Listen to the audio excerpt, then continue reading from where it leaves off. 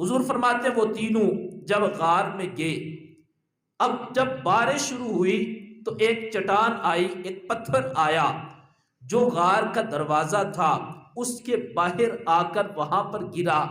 اب غار کا دروازہ بند ہو گیا۔ خود سوچو، بارش کا موسم ہو، انسان غار کے اندر ہو،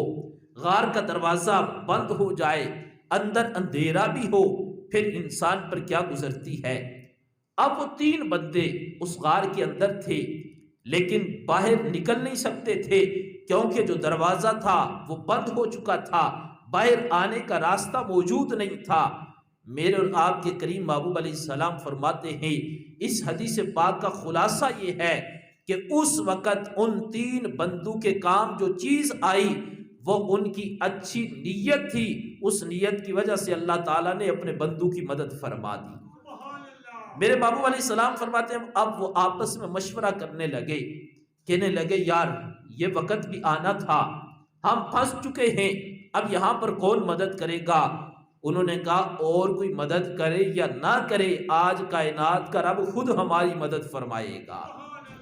اب آپس میں انہوں نے یہ مشورہ کیا۔ مشورہ کیا تھا؟ اللہ سے مانگو، دعا رب سے مانگو، پر کیسے مانگو؟ ایک کہنے لگا اپنی زندگی میں کوئی ایسا نیک عمل جو ہم نے کیا ہو اور اس عمل کا مقصد صرف رب کی رضا ہو، یعنی زندگی میں جو عمل ہم نے کیا اور اس عمل میں فقط اللہ کی رضا کے لیے عمل کیا، کہا اس عمل کو یاد کر کے اللہ سے دعا مانگو، یا اللہ وہ عمل تیری رضا کے لیے کیا تھا، اگر تجھے وہ عمل قبول ہے اس عمل کے صدقے یا اللہ آج تو ہماری مشکل کو دور فرما دے۔ اب کہتے ہیں ان میں سے ایک شخص تھا، اس نے یہ دعا کی، اے اللہ میں نے اپنی زندگی میں ایک ایسا عمل کیا کہ میری یہ کوشش ہوتی تھی، میں نے جانور رکھے تھے، اب جب وہاں سے میں دودھ لاتا تھا میں گھر میں آ کر سب سے پہلے اپنے والدین کی خدمت کرتا تھا اور جو دودھ لے کر آتا تھا آ کر اپنے والدین کو پیش کرتا تھا۔ ایک دن ایسا ہوا میں لیٹ ہو گیا، اب جب گھر میں آیا آدھی رات کا وقت گزر چکا تھا، میرے والدین سو گئے، میری بیوی جاگ رہی تھی، میرے بچے بھی جاگ رہے تھے۔ اب بیوی نے بھی مطالبہ کیا کہ دودھ ہمیں دو، بچوں نے بھی مطالبہ کیا کہ دودھ ہمیں دو، لیکن میں نے کہا میں نے نیت کی ہے کہ سب سے پہلے اپنے والدین کی خدمت کروں گا، اس کے بعد اپنی بیوی اور اپنے بچوں کو دودھ دوں گا۔ اب وہ شخص کہتا ہے ایسا ہوا، بیوی بھی مانگتی رہی، بچے بھی مانگتے رہے، میں نے کسی کو دودھ نہ دیا، یہاں تک کہ صبح ہو گئی اور صبح پہلے اپنے والدین کی خدمت کی، اس کے بعد میں نے اپنی بیوی اور بچوں کو دودھ دیا۔ اب وہ شخص کہتا ہے اے اللہ یہ جو عمل میں نے کیا تھا مالک فقط تیری رضا کے لیے کیا تھا، اگر تجھے میرا یہ عمل قبول ہے اے اللہ اس عمل کے صدقے آج تو ہماری مشکل کو ہمارے لیے آسان بنا دے۔ اب کہتے ہیں جب اس ایک بندے نے دعا کی، اس کی دعا کی برکت سے وہ جو غار کے دروازے کے باہر پتھر تھا وہ تھوڑا سا پیچھے ہو گیا۔ پھر دوسرا بندہ اس نے دعا کی اور اس نے اس انداز میں دعا مانگی، اے اللہ میں اپنی زندگی کو گزار رہا تھا، جوانی کی عمر تھی، میرے چچا کی بیٹی تھی اور وہ بڑی خوبصورت تھی، ایسا ہوا کہ میرے دل کے اندر اس کے لیے محبت پیدا ہو گئی،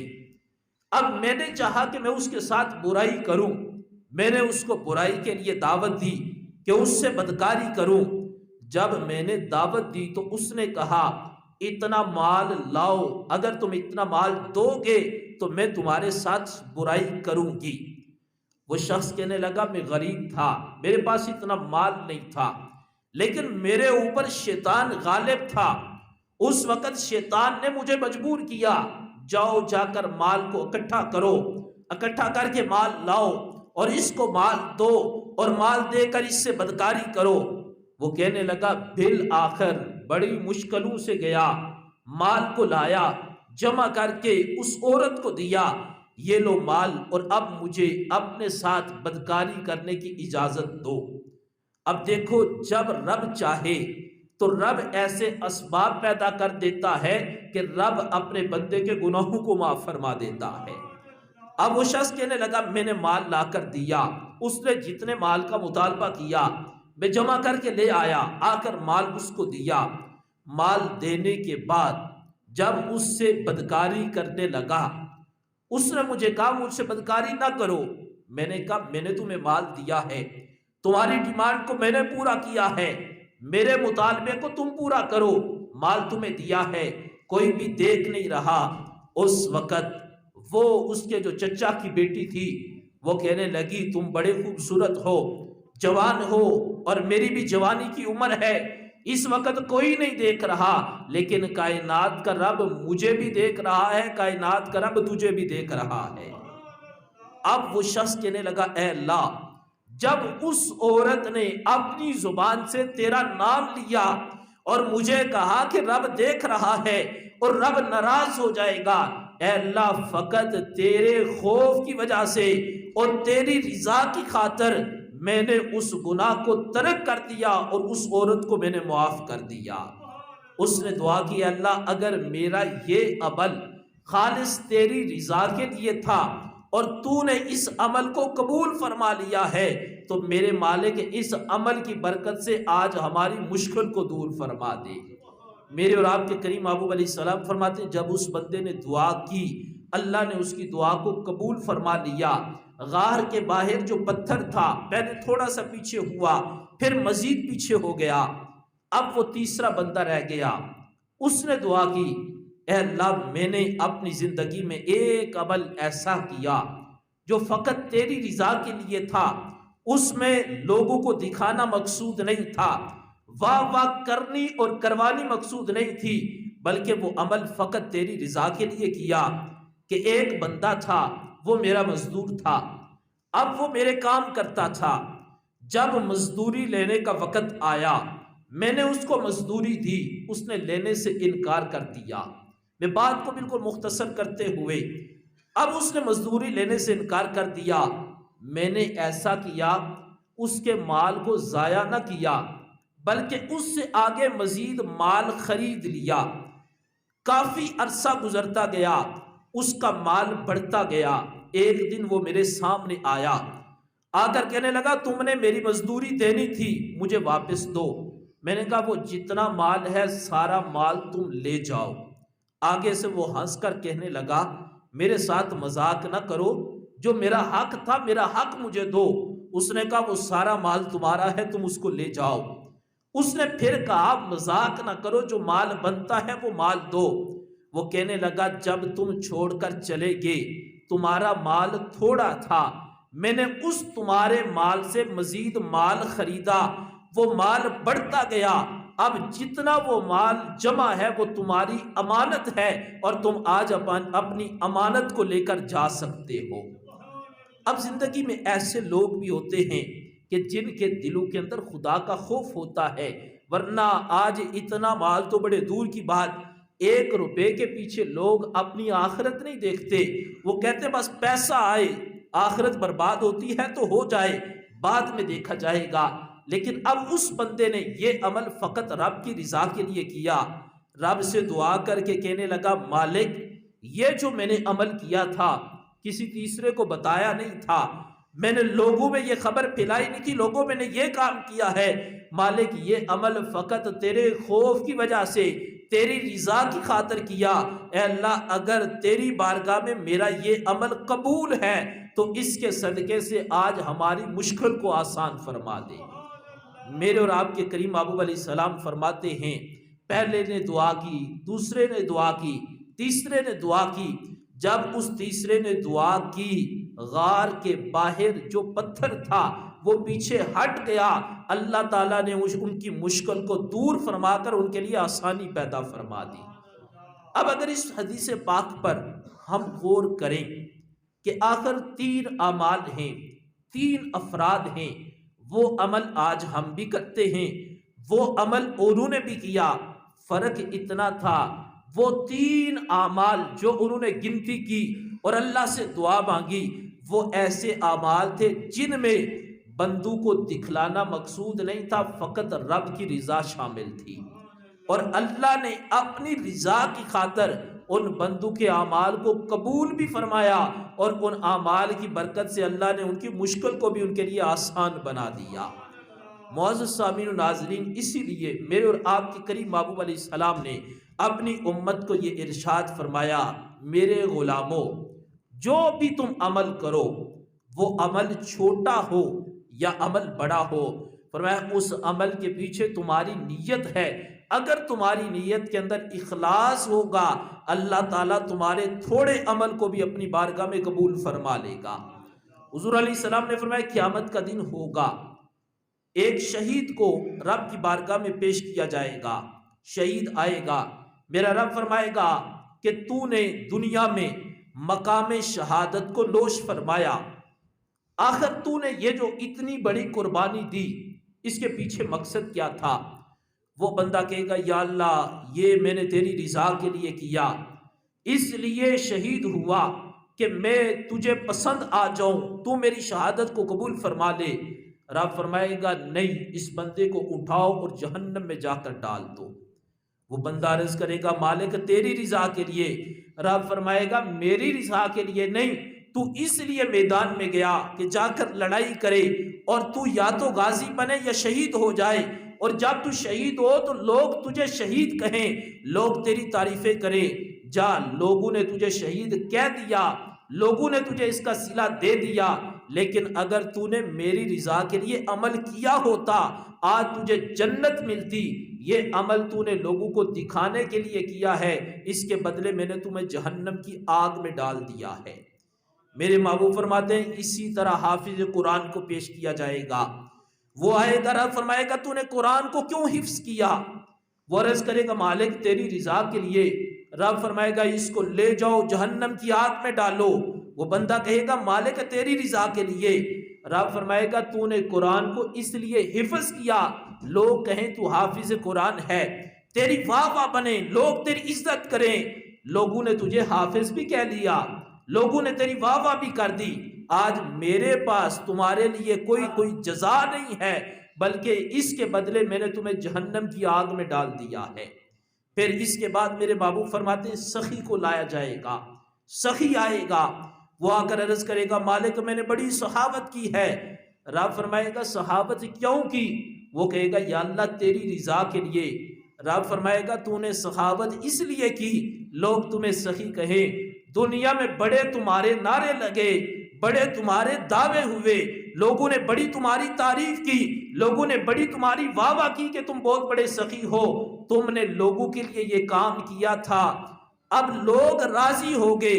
میرے پاس تمہارے لیے کوئی جزا نہیں، اس لیے اگر تم عمل میری رضا کے لیے کرتے تو آج اس کے بدلے اللہ تمہیں جنت عطا فرما دیتا۔ اسی طرح میرے محبوب علیہ السلام نے ارشاد فرمایا جو بندہ اس دنیا میں کوئی بھی عمل کرے گا، فرمایا اگر عمل اللہ کی رضا کے لیے کرے گا تو اللہ تعالیٰ دنیا میں بھی اس کو صلہ عطا فرمائے گا، آخرت میں بھی صلہ عطا فرمائے گا۔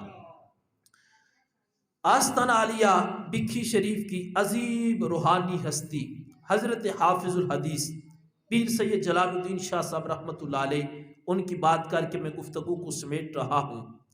حضرت پیر سید جلال الدین شاہ صاحب رحمۃ اللہ علیہ یہ بہت بڑی علمی اور روحانی ہستی ہیں۔